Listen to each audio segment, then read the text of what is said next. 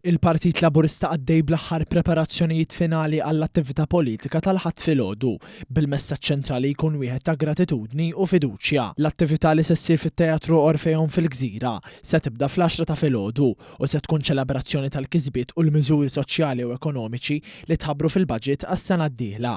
One News iltaqa' mad-deputat mexxej tal-Partit Laburista Eliksa Ġussaliba fejn sostna l dan huwa baġit li ma jħalli lil ħadd lura u li jkompli jibni fuq is-suċċessi li kiseb dan il-gvern. Is-suċċess ma kienx biss il-preżentazzjoni tal-budget imma il-ħidma wara dan il-budget u t-tkattir tal-investiment u tkabbir tal-ekonomija tagħna li waslet sabiex fl-aħħar mill-aħħar stajna nagħmlu dan l-investiment li għamilna fin-nies, fin-negozji tagħna, fil-familji tagħna nhar it-tnejn illi għadda. Il-Prim Ministru Robert Abela mistennijat id-diskors tiegħu dwar il-viżjoni li tħares il qudiem lejn pajjiż iktar ġust, b'saħħtu u maqut.